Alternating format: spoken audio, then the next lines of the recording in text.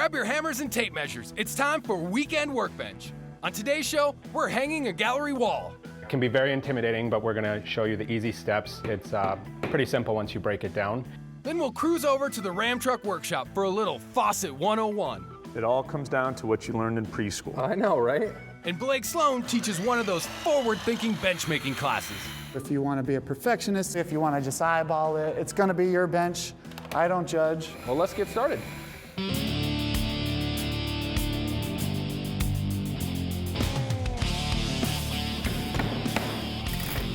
I never knew it was this easy.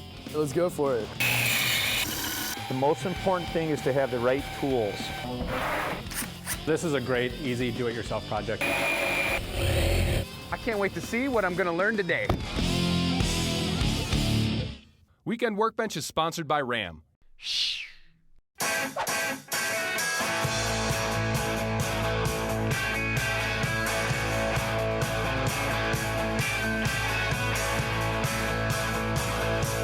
I am heading north in the Ram truck to meet up with Michael Goldstein, aka the Mensch with the Wrench.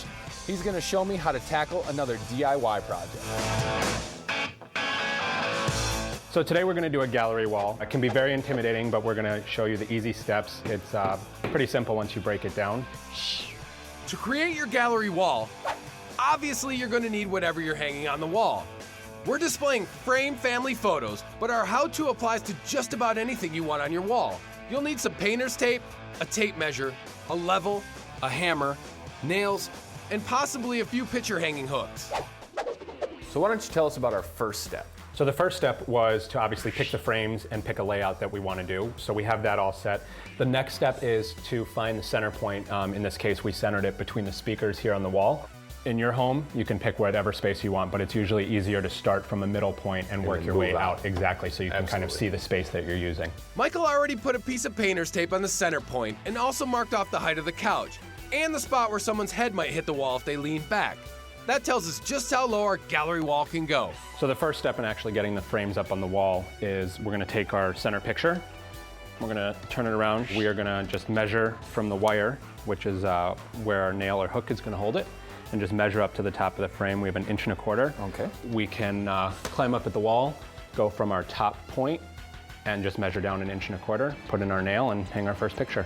Okay, seriously, that sounds like really easy. This is just like basic math. This is just something I could do. I think so. We'll see. I hope so. I do too. So climb up here. If you fall, I'll catch you. I appreciate it. We're going to find our top mark, Okay. and we're just going to measure down 1.25 inches. The Mensch just takes a simple nail, hammers it in at an angle, and we're off and running. He chose a nail based on the length and tightness of the hardware on the back of the frame. Depending on what you see back there are all kinds of hanging options. You'll also want to take note of the type of wall you're using. Hanging on brick or plaster is very different from the drywall we have today. Looks good. So we're just going to make sure that's on the nail there, and we'll make sure everything is nice and level at the end. So now we're off to the next one. Again, Michael already marked the location for the next two frames based on the layout on the floor. We don't have to worry about studs because these pictures are pretty light. So we got our top frames up, and now we're going to just work our way down. I'll take this side, and you can tackle that side. So you're telling me I get to hammer something? You get a chance.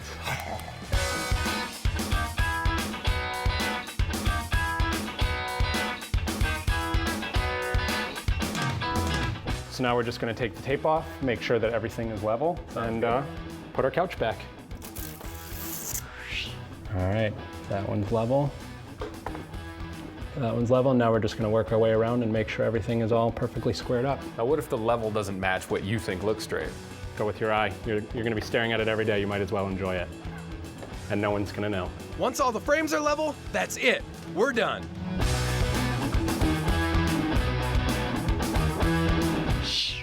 Once you break it down, this project is incredibly simple.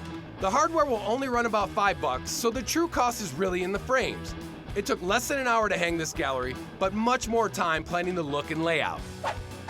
It's better to spend a little extra time to get it all laid out so you don't have extra holes in your wall. What I really like about this one is they did it centered so they have room to expand over time. They can add other pictures. All right, Michael, thanks a lot. Really appreciate the help today. My pleasure. It's a good looking family, isn't it? I think so. And a beautiful gallery wall, if you don't mind me saying. Up next, we leave the bench and head to the rebuilding exchange for some DIY faucet installation. And if you don't do it, you're gonna get hit in the face with some water. You don't want to miss a step, but if you do, you can always catch up on our website, cltv.com/workbench. We've got all the supply list and step-by-step videos you'll ever need. We've already proven that some DIY projects look a lot harder than they actually are, and we're about to do it again to the Ram Truck Workshop.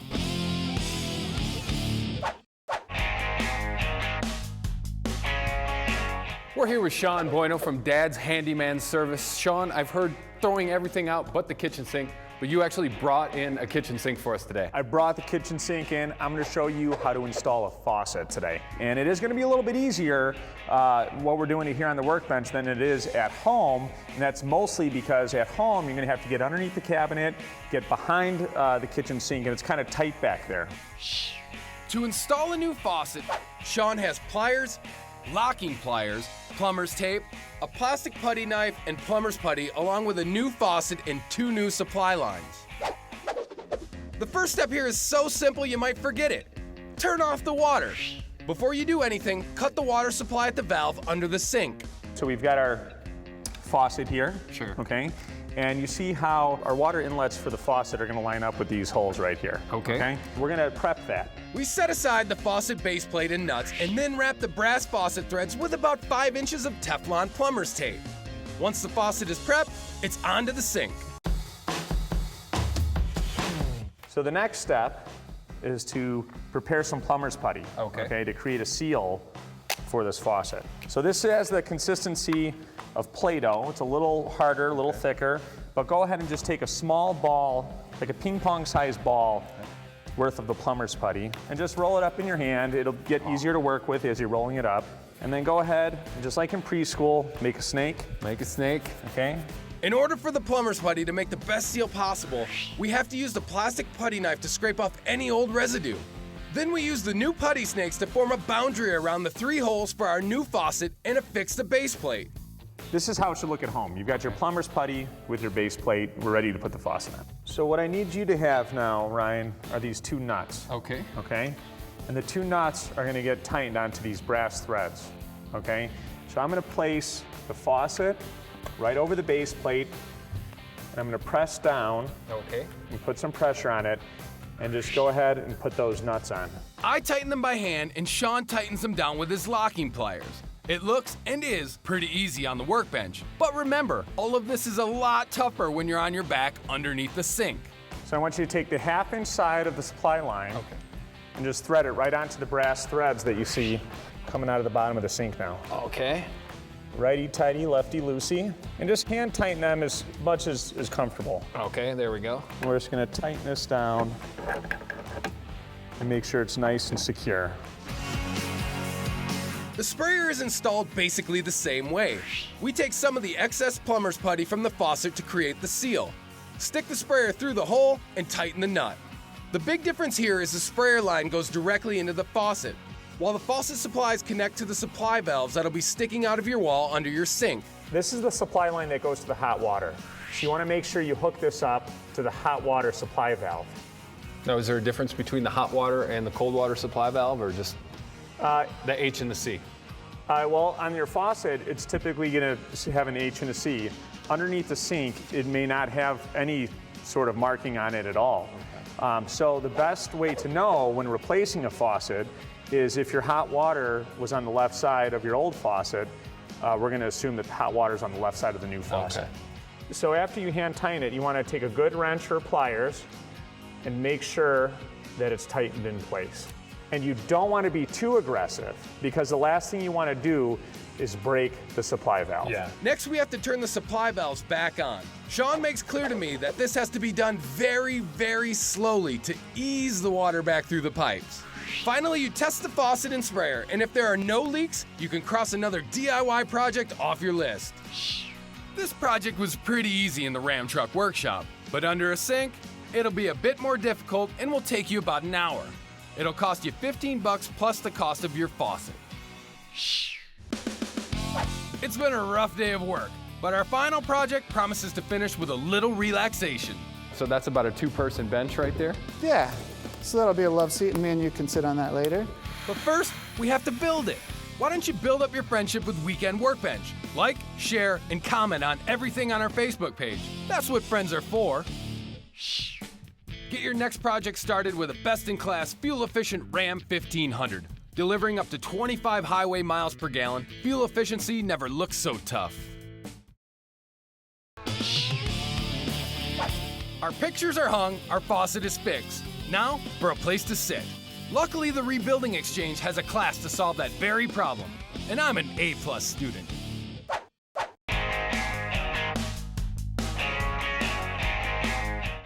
Welcome back to the Ram Truck Workshop here at the Rebuilding Exchange. This guy is Blake Sloan. He is the Director of Production here at the Rebuilding Exchange. You brought in a project today that you actually teach your students. Yeah, we have classes about once a week to do this. We're going to be making a very simple bench. The supply list for this class is simple. 2.5-inch wood screws, wood glue, at least one drill, but having two will speed things along, 2 clamps, a saw, and finally, the wood. We've got a few pieces of wood over here. Now this is all salvaged wood from the Rebuilding Exchange, right? Everything's reclaimed. All of it comes from local Chicago buildings. Oh, I yeah. kind of like this piece because it's got that funky old paint on it and it's got a few holes in it. This was something else and it's going to be something again, and you want to see what it was. Well, let's get started.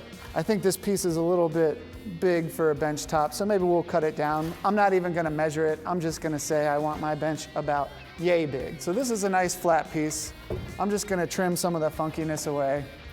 And I've got my glasses on, you got your glasses on, so we should be good. Just gonna go slow and steady.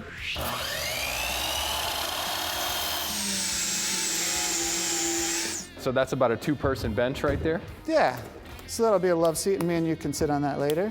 So that's our top. Now we need 2 legs. Blake makes an initial cut to square off the ends of this piece, and then measures the first leg at 17 inches. 18 inches is kind of our standard seat height, bench height, and since we got about 1.5 inches thickness for the top, I'm gonna subtract that from the leg. All right, Blake, we have our top, we have our legs. What's the next step? All right, so the only other thing we're gonna need are a couple corner blocks, and they're sort of gonna support our tops and the legs. So we'll just cut all these at the same time, and these I don't really need to mark. I'm just gonna kind of eyeball it, and we are cutting these at a 45-degree angle, so I'm gonna have to adjust this saw.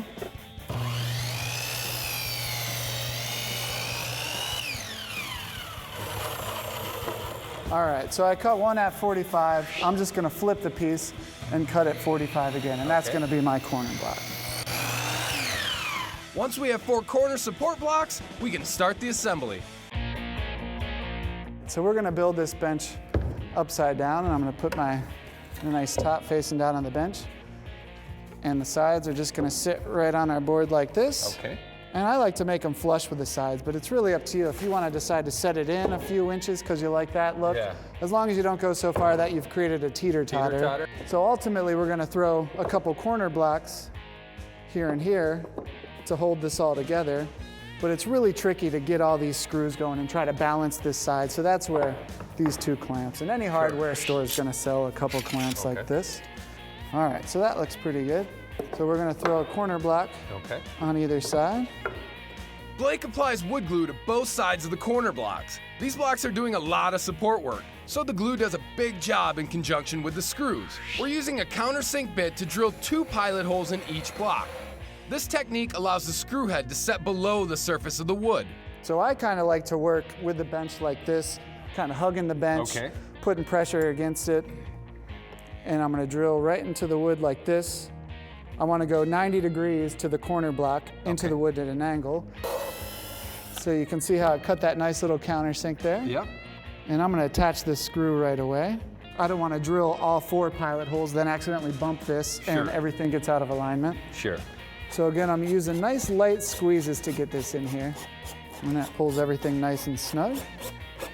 We put 2 screws into all 4 blocks on both sides of the bench, and we're almost there. So I just want to do a couple screws through the top. That's really going to hold this all together. Okay. I don't really trust the corner blocks alone. Because these screws will be visible, Blake is actually going to measure these. We mark 3/4 of an inch from the ends, countersink 4 pilot holes, drill the last 4 screws, and we have a DIY bench made out of reclaimed wood. It's a little crude perhaps, but it's a perfect fit for a garden or a deck. You could use nicer wood, sand it down, stain it, add some cushions, but the steps are still the same. It's easy, we spent less than an hour, and it cost just 15 bucks. We can't test out that bench yet. After the break, we've got one last tip that every homeowner must know. If you need any help in your home, our experts are ready to help. Get their digits at cltv.com/workbench. Today, we did it ourselves all over the house. Our experts helped the gallery wall look easy, a faucet installation fly by, and making a DIY bench a piece of cake. And I want to divide 1.5 inches in half. Can you do that hard math? But before you can do any of that, you gotta know this. It's important to know how to shut off your water valve in case of an emergency. Burst pipes, floods, things can happen. You're gonna come right downstairs, go to your water valve, and shut it off. Remember to turn the valve slowly. It's not to put too much stress on the valve itself. And then when it's time to turn the water back on, we're just gonna turn it the opposite direction, once again, very slowly. We don't want a rush of water putting stress on the valve or the pipes. That's how you operate your main water valve. That's today's quick fix. Doing these DIY projects is always a lot of fun, but when the project gets too big for my weekend workbench, that's when I call in a professional. Promotional consideration is provided by the Rebuilding Exchange. Find reclaimed building materials and learn more about sustainable reuse in Chicago at rebuildingexchange.org. And Mensch with a Wrench. Visit menschwrenchchicago.com for more information. Weekend Workbench is sponsored by Ram. Guts, Glory, Ram.